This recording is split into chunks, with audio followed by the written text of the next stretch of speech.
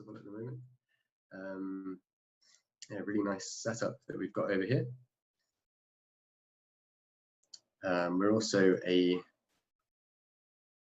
authorized test center for the LinguaSkills program provided by Cambridge Assessment English. And that means that this modular assessment was first used in the 90s and provides fast, accurate way to assess language skills. I'll talk about more on the assessment a bit later on. The DEILC is also a member of the National Association of Private Education Institutions of Malaysia.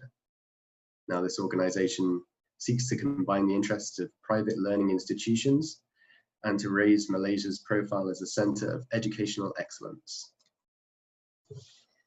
Now, the DEILC offers a range of full courses, short courses, and language workshops, aiming to tailor their courses to fit around your regular schedule if you're at work or studying. Our two main offerings are the Business English course, which is aimed at professionals seeking to broaden their use of English in the workplace. And we also run a General English course, which is more aimed at students and adults seeking to expand their use of English generally.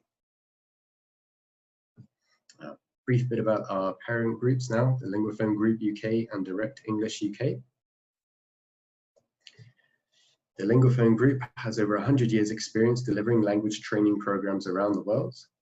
And they developed the brand Direct English in 1997. It's developed by the linguist Louis Alexander, who helped come up with the European framework for language, among other things. They're aiming to provide a training program tailored especially for adults, and their training methodology, they like to focus on what they call the human connection, and the idea that communication is the key aspect of a language, and to provide a learner-centric experience to make their programs more enjoyable. A little bit about where they're currently active in the world. Direct English courses are available in 22 countries across the Middle East, Europe, and Asia. There are currently 90 Direct English live centers operating around the world, including our center in Kuala Lumpur. And over 100,000 adult learners complete the Direct English business course globally every year. And just a quick illustration of where you might find us across the world there. Again, through Europe and the Middle East, some small presence in South America there, and right across Asia, of course. So moving on, have a quick overview of the Business English course before reviewing our main topic. So the Direct English Business English course is tailored specifically for professionals and working adults looking to expand their use of English in the workplace. The course builds confidence among professionals to utilize their English language skills in situations that are familiar to them based on their usual working functions. And just a bit about some of the organizations who have benefited from our training program. Direct English is proud to have been the English language training provider of choice for the following companies. Perhaps some of them are familiar brands, or maybe you've had dealings with them directly. Got Microsoft, General Electric, EY, IBM, Maersk, and Hewlett Packard, which probably recognize some of those. And then here are some of the organizations who have benefited from other Direct English language training programs over the years with us. So when you're registered for the Business English course, you'll receive this pack of learning materials, which I have with me here today. Quite a hefty thing. Comes with a course book and a workbook, a PC video disc, and an audio CD. So you have plenty of materials to go through during these live sessions with the trainer, and self-study materials. And of course, you can review the materials at any time. Once you finish the course, it will become a useful piece of reference material for years to come, something you can always go back to.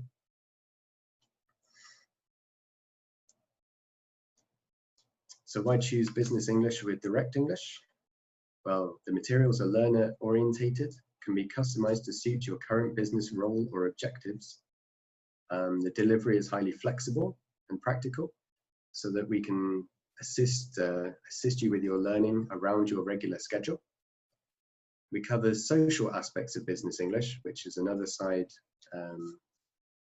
business learners are always keen to expand upon, using English in situations where they may be at a conference or a dinner where they have to make small talk with business partners or customers.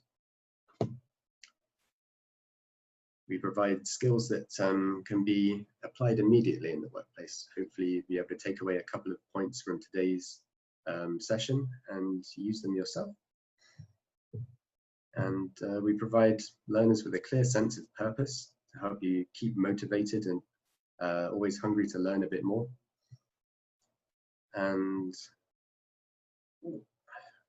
when you're done, pass the final assessment, you'll receive this certificate of achievement from our parent company, Direct English UK, which will indicate to others your commitment to self-improvement and look very nice on the wall.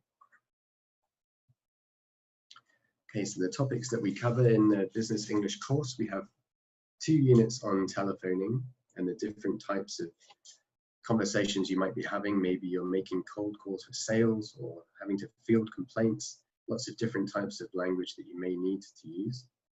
We'll look a bit about team working, which we're going to cover in a minute. We'll talk about social English. Again, there's a whole module on more casual use of the language in order to make small talk. We'll look at how to make presentations, how you should apply your skills both in the written and in delivering the presentation to get your points across. We do a unit on customer care, and that's dealing with complaints, dealing with customer problems and issues, and placating them using language skills.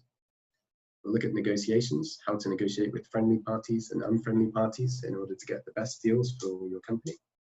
Then we'll do a bit on managing change and writing reports.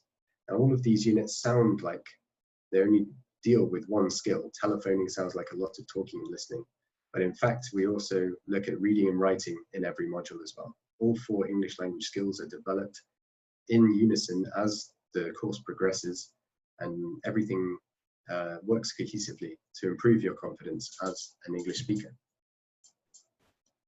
Okay, so now we're going to move on to our webinar. We're going to be looking at setting up a team in our team working unit today, the initial briefing. So this is the 3rd unit from our course. And as business has moved into a more international activity, we'll often find ourselves working in global teams to achieve our goals. Maybe teams that you work in will be based across several time zones, or you may find yourself working with a very cosmopolitan group of different nationalities, but all based in the same city.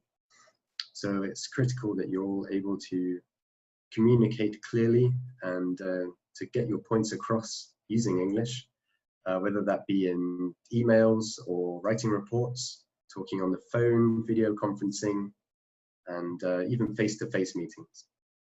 So there's a whole lot to talk about. And after this little bit on the initial briefing, we'll also be going across and hopefully looking a bit about tone and softening language so that you get what you want in a meeting.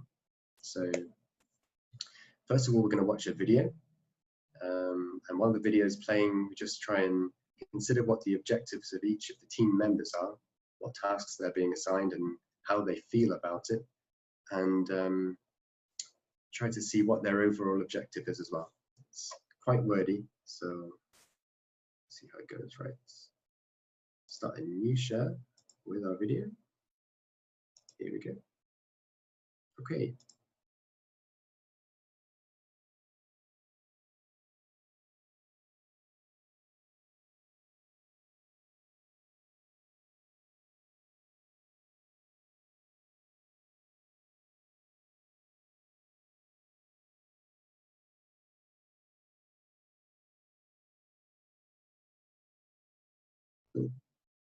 Being told we can't hear the sound.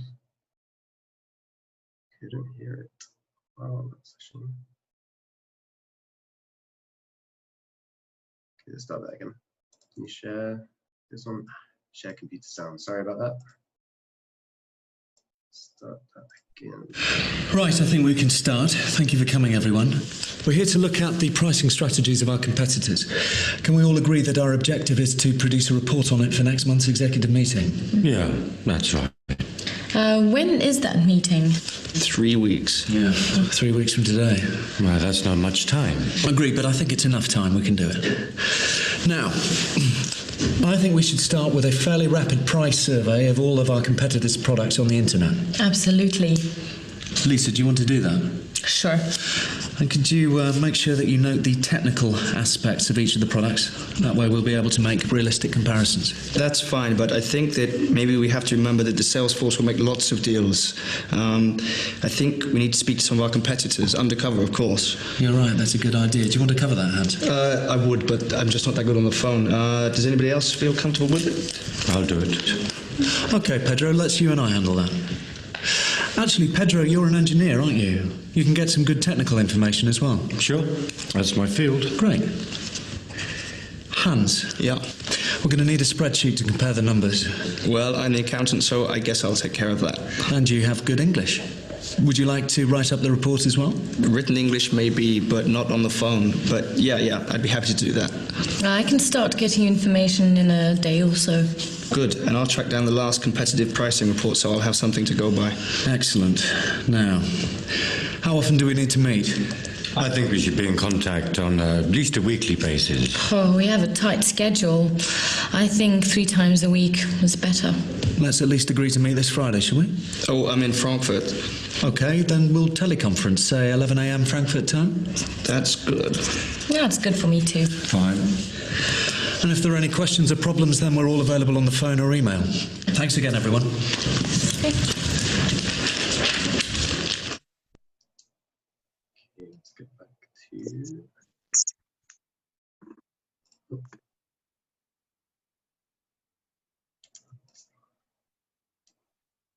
back to sharing our screen. Go back to the slides. Okay. There we go. Right. So, well, first of all, it's worth pointing out that in the course books that you receive, you'll receive a transcript of the conversation to follow through, which makes going through the questions a lot easier, of course. So we'll do our best anyway. And the first thing that comes up, we actually have a nice information panel, which gives you a bit of context about the video as well. In this panel, they're talking about needing a team to work together, and in English, it's easy to offend members of a team by sounding too aggressive or not welcoming to their opinions.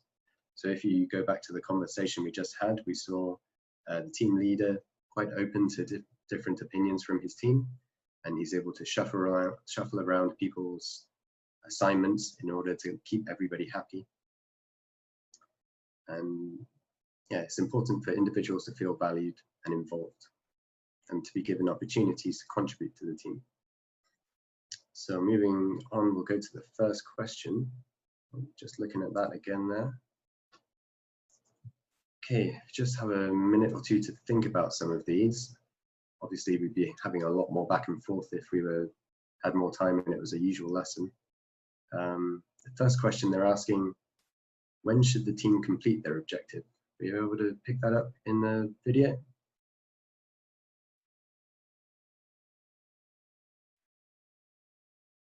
Okay, well, the team were actually preparing a report that had to be completed within the next 3 weeks, they said. And who was given the task to speak to competitors on the phone? Now, this one was offered first to one team member and then came back to someone else. So in the end, it was Pedro who decided that he would speak to the competitors on the phone, as well as Nick, the team leader.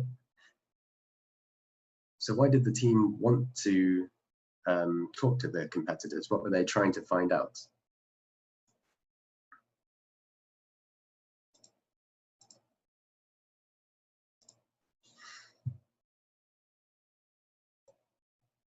Okay, they wanted to see if the competitors offered deals over the phone to finalize sales. That was the point of that. It's no good just checking online for prices when maybe when they speak to people directly, they offer different prices.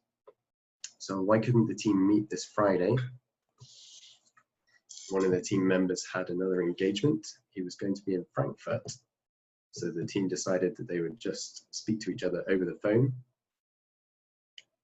And finally, how did they agree to keep in touch with each other? I think they agreed to try to meet 3 times a week, which seems maybe excessive, but they would also be in touch via phone calls and email at any time. Okay, moving on, go to the second question. This is, again, something that's useful to go back to the transcript to try and solve, but we're just looking for which of these statements are true based on what was discussed in the meeting. Did the team discuss what was the role of Salesforce, of the Salesforce? I don't think they did. Did they agree on what each team member needed to do? That they agreed on. It was one of the things that they made a point to discuss: who was going to be making the calls, who would be searching online, and who would be looking at the technical details and writing the reports. They didn't mention anything about speaking to accountants, from what I remember. I think they did talk about who would write the report. It was going to be Pedro. Did they discuss how much this project would cost the company? I don't think there was any mention of costing at all. How they were going to meet in Frankfurt. Now, that was tricky if you're watching the video. It's much easier if you can go back again and read through it. They were going to teleconference. They weren't actually going to meet up in Frankfurt in person. So that's not one of them. They did discuss how they were going to stay in contact this week, using email and phone calls if they weren't able to meet up. And they didn't get as far as discussing how they were going to present their findings either. Okay, so now we'll look a bit about softening requests. I don't know if you can recall the video, but there were examples in the video of Nick, the team leader, asking everyone to do things. The way he made his requests were often in the form of a question, asking if someone would be comfortable with doing something, rather than directly telling them that he wanted them to assume the role. He didn't tell anyone, you must make the phone calls. Okay, you will be writing the report. He always asked in a very soft kind of way. And it'd be a good point of discussion to ask how things may be different in your country when meetings are held. I know I've asked a few people around here, and generally it seems the focus of a meeting always goes to the most senior member or the eldest person, and people look to them for authority. They will maybe say, you know, this is your role, this is your role, and that's generally accepted when that happens. So I wonder how you would feel about that, how it's different internationally. But certainly in this case, Nick seems to be wanting to placate everybody, to get everyone moving in the same direction. And so he used these soft requests in order to get his point across. And we'll look at a couple of examples of soft requests now. Okay, so in this exercise, compare the two statements, and we would mark which one we feel is the softened request out of the two. And the first one should be a bit more obvious. We're asked, would you say to somebody, you research our competitors, or would you mind researching our competitors? Obviously, the second one sounds a bit softer in that respect. Moving on to the next one. If someone said, I think you should write the report, or it would be great if you could write the report, which one would seem like a softer way of saying it? Certainly the second.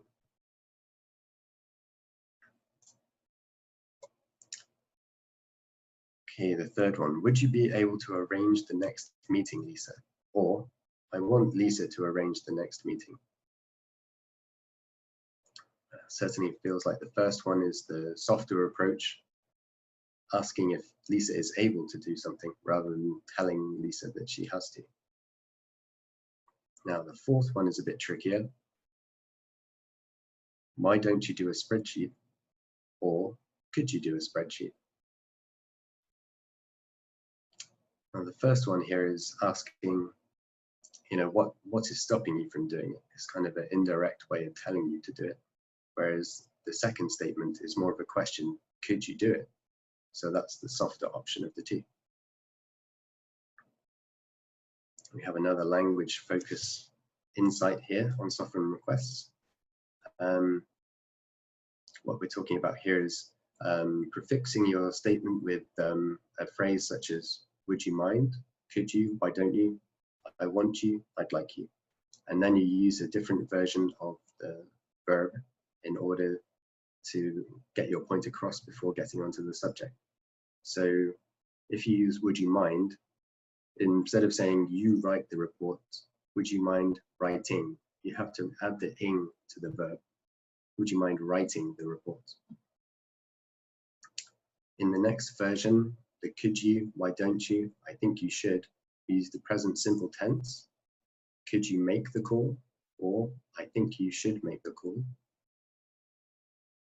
And the final one, I want you, I'd like you, would you like, we use the infinitive. So that means we have to add a to. So instead of saying you arrange the conference, I want you to arrange the conference. Would you like to arrange the conference? Okay, we have a fantastic exercise for groups where you get to show off your creativity a bit. We have a triplet here. We have subject, verb, and object. So what they're asking is, would you be able to write softened requests using these prompts? There's examples in the box below to help you and give you a bit of a head start in forming your sentences. And it would be a good thing to discuss as a group to go through everyone's examples. But moving on, we're running out of time. So I've prepared some anyway, which we'll go through quickly. Lisa, would you like to prepare the schedule?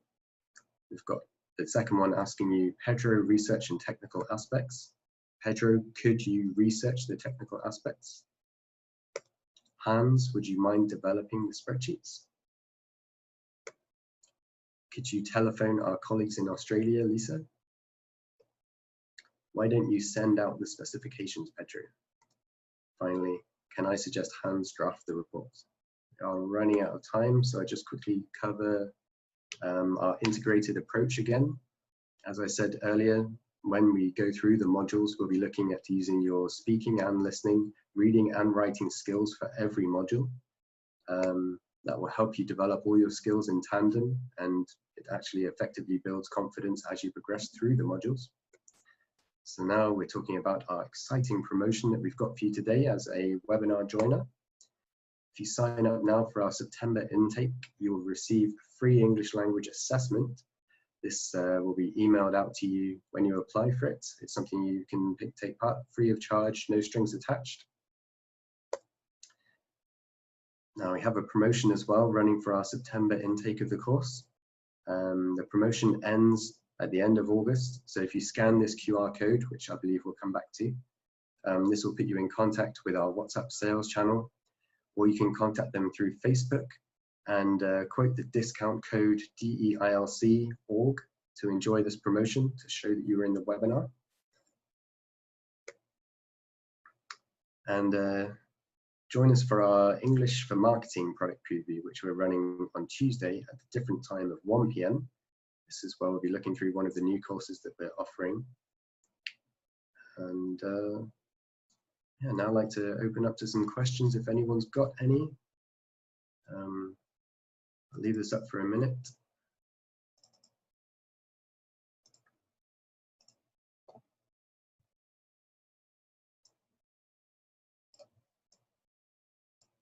Any questions as well?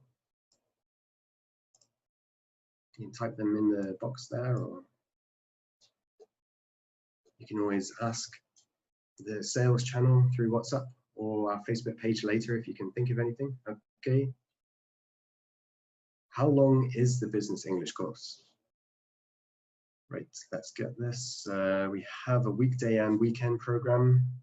The weekday runs for 16 sessions with 2 hours per session, or on the weekends you have 8 sessions and each will be 4 hours.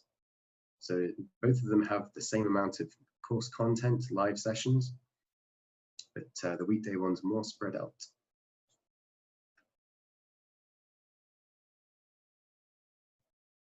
Okay, just get another one, typing, okay. How will I get my free English level assessment results? Okay, we normally send out the results of the English language assessment within 24 hours via email.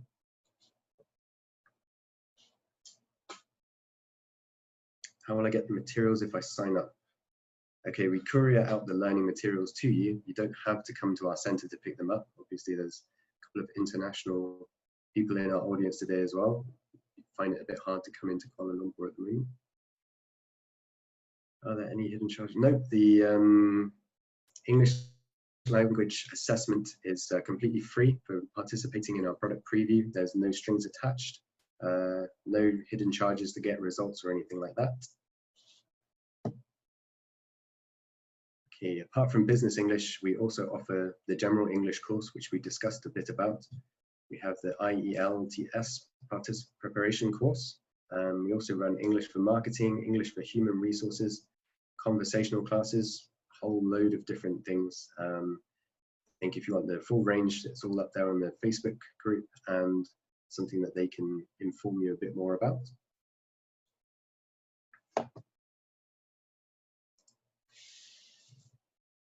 Okay, any more questions? If not, we'll go back to the QR code slide with the details of the promotion so that you've got a chance to get them down. Okay, there it is, before we run out of time.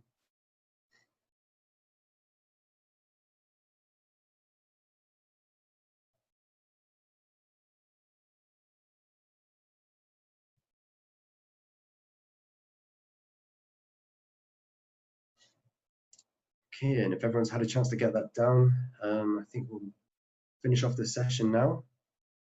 Thank you very much, everyone, for joining us. And on behalf of myself and the Direct English International Language Center, I hope you enjoyed the session, found it a bit informative, maybe picked up 1 or 2 points that you'll be able to apply.